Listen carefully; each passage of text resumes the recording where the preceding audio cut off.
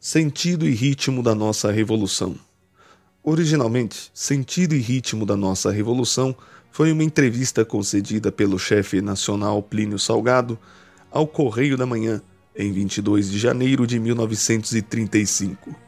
Uma curiosidade: em 22 de janeiro de 1935, Plínio Salgado completaria 40 anos. Para festejar o seu aniversário, os integralistas do Rio de Janeiro idealizaram uma apoteótica comemoração. A homenagem consistiria num banquete para 300 convidados. Lideranças integralistas e as figuras mais significativas da literatura, nas ciências, nas artes, etc., reunidos não apenas para festejar o natalício do chefe nacional do integralismo, mas também o mais destacado escritor de sua geração. Cerca de 2.000 camisas verdes formariam alas na frente e nas escadarias do Copacabana Palace Hotel, onde se realizaria um magno evento. Quando tudo já se encontrava preparado, as presenças confirmadas na nata da intelectualidade brasileira, um simples telefonema de São Paulo encerrou os festejos. O chefe nacional proibia terminantemente a comemoração, pois não era lícito que se gastasse tanto dinheiro numa festividade tipicamente burguesa e liberal-democrática, enquanto o Brasil precisava de escolas, famílias padeciam necessidades, brasileiros passavam fome. Limitaram-se os integralistas, então, a mandar celebrar uma missa solene em ação de graças na antiga catedral, que ficou superlotada de milicianos. Mas o chefe nacional, tendo recusado aquelas homenagens, terminou por presentear a nação, concedendo ao Correio da Manhã, o mais importante jornal da época, naquele 22 de janeiro de 1935, uma sensacional entrevista. O jornal esgotou-se rapidamente e, fato raro na nossa imprensa, foi repetida pelo matutino no dia seguinte, no dia 24 de janeiro. A Ofensiva, já o principal órgão da imprensa integralista e que em breve seria o maior jornal do país e o primeiro de circulação nacional, reproduzia a entrevista. Em 22 de janeiro de 1935, portanto, a entrevista obteve tão grande repercussão que foi repetida no dia seguinte pelo jornal. Posteriormente, devido à sua importância, foi incluído em diversos livros, entre os quais Doutrina do Sigma, de autoria do chefe nacional Plínio Salgado, editado em 1935, O Sonho do Filósofo Integralista, do afamado jornalista Custódio de Viveiros, também de 1935, O Comunismo e o seu Contraveneno, do saudoso companheiro Alberto Silvares, publicado em 1937, e Páginas de Ontem, antologia que consta do volume 10 das obras completas de Plínio Salgado, que é de 1955, e, mais recentemente, na antologia organizada por Augusta Garcia Rocha Dória, O Pensamento Revolucionário de Plínio Salgado. Ainda vem sendo publicado, desde a década de 30, em forma de folheto, tendo atingido certamente a casa das centenas de milhares de exemplares distribuídos. Também tem sido transcrito, total ou parcialmente, em jornais e revistas, integralistas e não integralistas, ao longo deste meio século, e aqui mesmo, em uma de nossas reuniões, por sugestão do companheiro Benedicto de Aquino, uma dessas transcrições parciais foi lida e anexada à ata. O conteúdo desse texto é tal que, mantidas as proporções, quase podemos dizer dele o que dissemos do Manifesto de Outubro. É muito profundo, é uma síntese muito rica e precisaríamos várias reuniões para compreendê-lo em todo o seu significado. Todavia, em um esforço de síntese, examinaremos os temas fundamentais. Neste momento, em que reencetamos a gloriosa e invencível marcha revolucionária do integralismo, a leitura desse texto torna-se imperiosa a todos os integralistas, e a sua escolha para iniciarmos a nossa reciclagem doutrinária só pode ser interpretado como visível interferência da providência divina. Revolução. O que é? O que é revolução para o integralismo? Plínio Salgado assim sintetiza a resposta. Revolução, em verdade, é mudança de atitude. O integralismo, repudiando as ideias dominantes, rompendo com essa civilização podre e materialista que nos cerca, tomou uma nova atitude no campo filosófico, adotando uma nova concepção do universo e do homem, abandonando o surrado unilateralismo materialista que dominou o século passado e que, infelizmente, ainda avassala o nosso. O integralismo estabeleceu uma concepção integralista do cosmos, em que se afirma a existência de Deus, da liberdade humana e da matéria com as suas leis deterministas. Tal noção é radicalmente distinta de tudo que se tem escrito em filosofia nos últimos 200 anos, e constitui aos olhos daqueles que se deixaram vencer pelos preconceitos burgueses uma monstruosa aberração. A revolução, a atitude nova assumida no integralismo, desdobra-se em dois planos de ação simultâneos, o espiritual e o cultural. Vejamos separadamente o que é cada um deles. Revolução espiritual. Revolução espiritual nós denominamos aquele esforço pessoal para nos modificarmos, rejeitando todos os vícios e os preconceitos dessa decadente civilização burguesa e assumindo uma nova postura dentro de cada um de nós. É aquilo que também chamamos revolução interior. É a árdua, individual e intransferível luta íntima, através da qual buscamos a autoeducação, a autodisciplina e a autorrealização. Contudo, essa revolução que se passa no recesso de cada pessoa humana só será integralmente triunfante no futuro, na próxima idade histórica, na vigência da quarta humanidade, quando o que é hoje para nós uma nova concepção for a mentalidade geral. Assim, paralelamente a essa revolução subjetiva, ocorre a revolução cultural, pois nosso país tem graves e permanentes problemas que precisam de soluções imediatas. Evidentemente, a revolução cultural é uma nova atitude diante dos problemas nacionais, isto é, a superação de toda e qualquer visão unilateral dos problemas nacionais. Eis como o chefe nacional, Plínio Salgado, com o seu raro poder de síntese, descreve e critica o vício metodológico do unilateralismo quando aplicado às questões nacionais.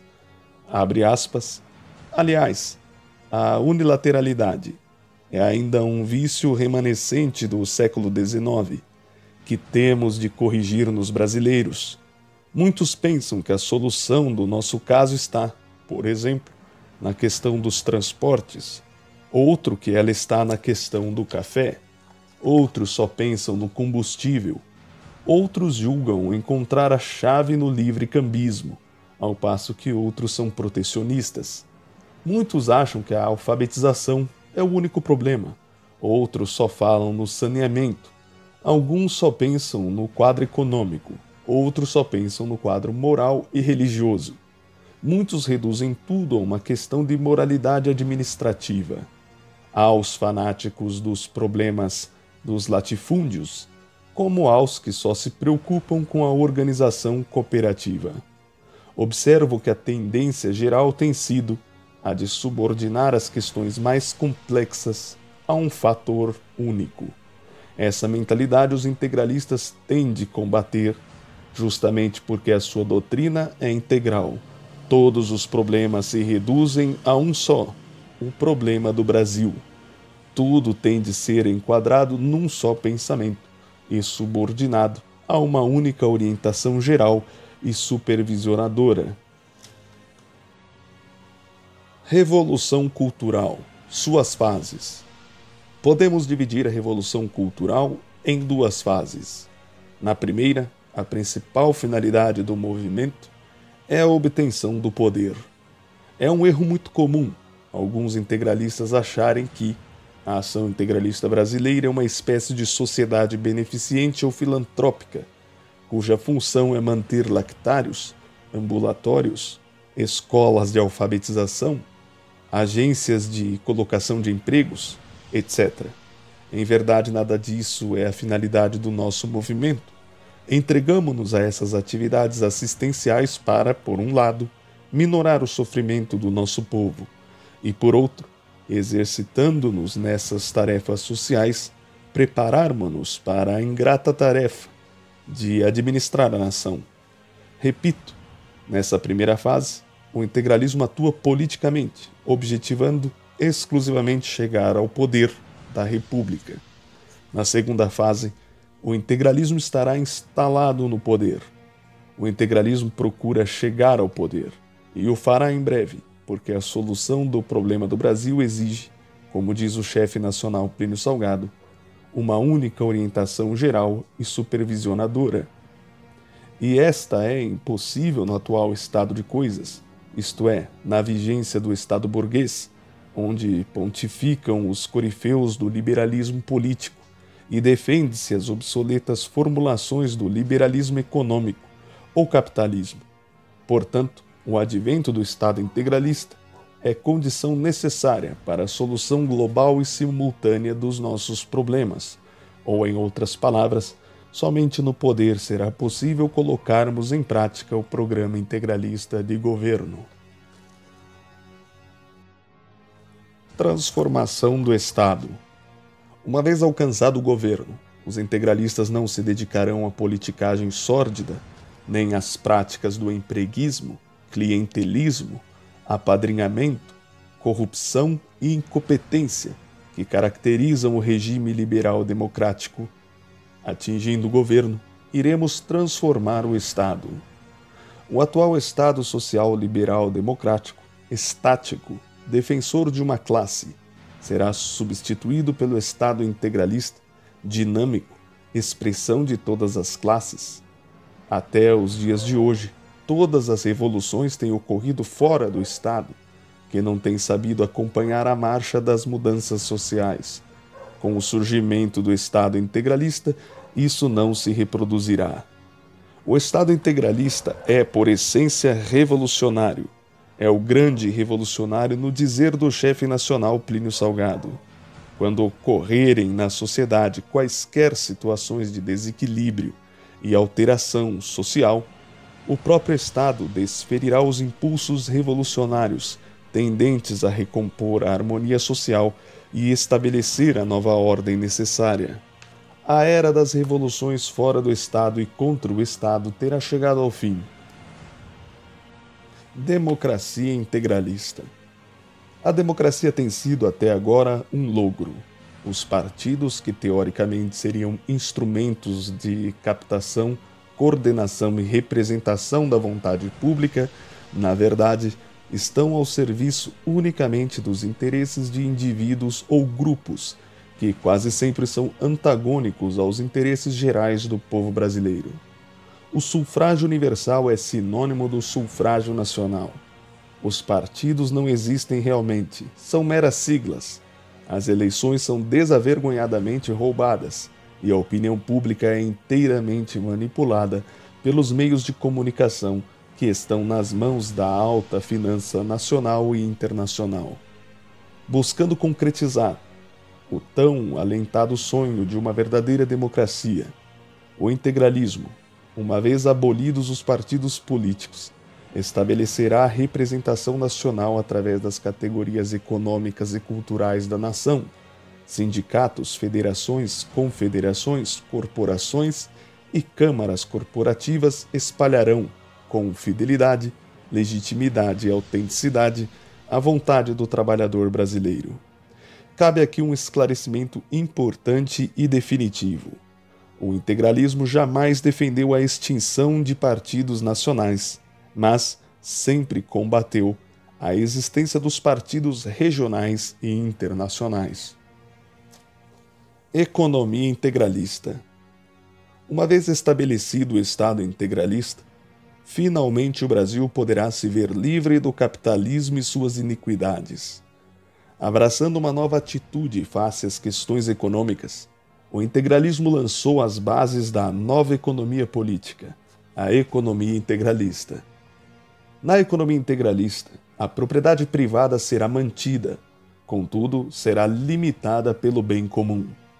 A iniciativa particular será permitida, mas devidamente fiscalizada pelo Estado.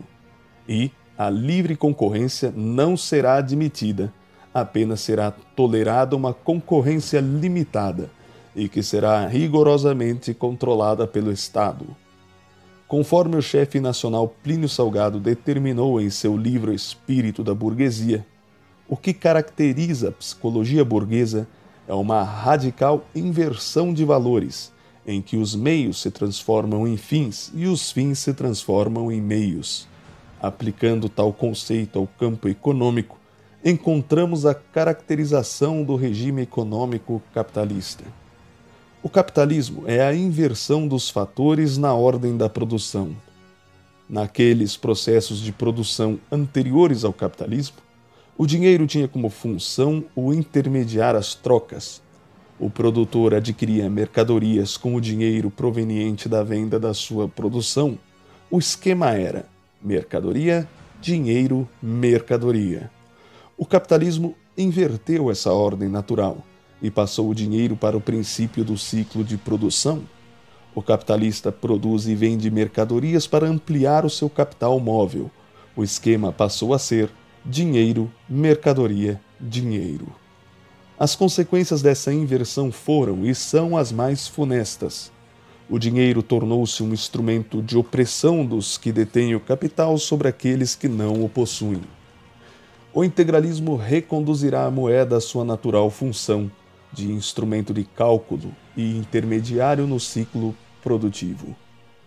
Essa reconceituação da moeda é o estágio inicial do que o chefe nacional Plínio Salgado denomina Revolução da Moeda, e que chegará, nas suas etapas mais avançadas, até a nacionalização do aparelhamento bancário.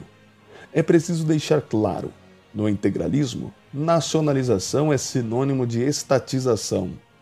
Mas isso é socialismo? É comunismo? A produção será entravada, retrucarão os ingênuos defensores da livre iniciativa. Todavia, tal asserção não procede.